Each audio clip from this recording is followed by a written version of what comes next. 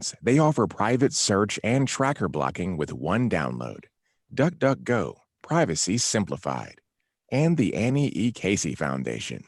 94.9 KUOW, Seattle's NPR news station. Sound stories, sound voices. It's 12:07.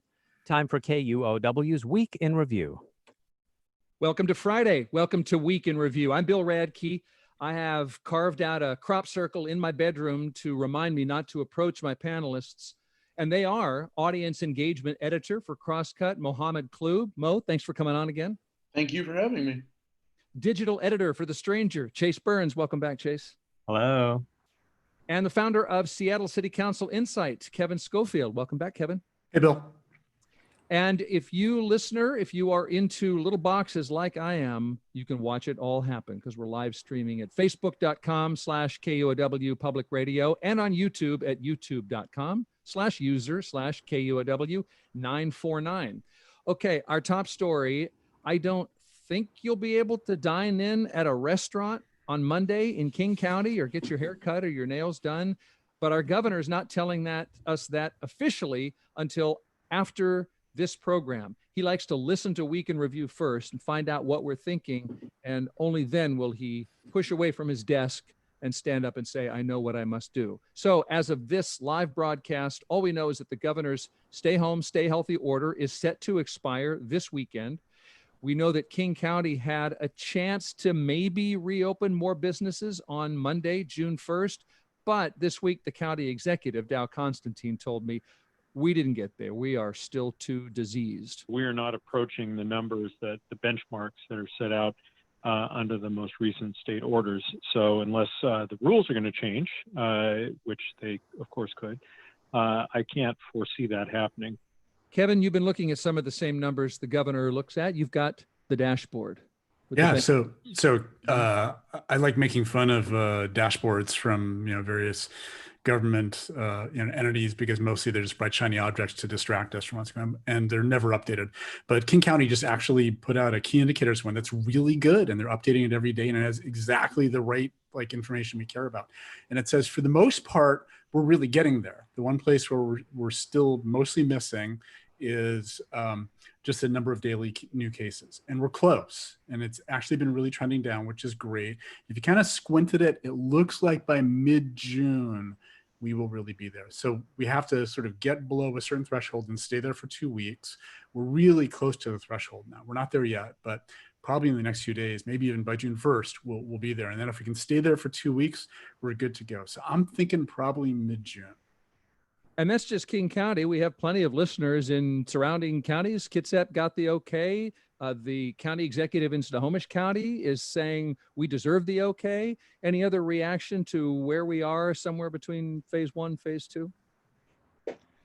I don't think we should compare ourselves too much to other metros. I think that cities are going to be the last ones to recover across the country, and so I think that if it's great to be able to move on and to be able to move into phase 2, but I think people in Seattle largely understand that we need to continue taking this seriously, and if we need to stay in phase 1 a little bit longer, then that's what we need to do. Well, yeah, I mean, I think our patience or impatience aside, I don't think that changes the facts. And just like Kevin just said, the state's criteria stipulates that counties have, they need to have adequate testing and contact tracing. And I don't know how much, the contact tracing is going to be the most important in cities, like Chase said, just because of density and how often we have to interact with others. So, I think if we're not there, we're not there. And we could stand to be a little more patient. Well, we have the most COVID cases, but we also have the most businesses and the most people out of work, and the most to lose no matter what we do. Yeah, that's an interesting point. I mean, we are a commerce center, and for the state, we're the big port, right? So that there's things that we do here in terms of the economy that sort of ripple out to the rest of the state, and there are major tourism industries in different areas of the state that depend on people from Seattle going to visit them, and and they may or may not want us coming and visiting if we're still under lockdown. So hopefully it is just a couple weeks. If it really gets in the middle of the summer, then there's going to be a bunch of kind of rippling out effects on the rest of the state from that.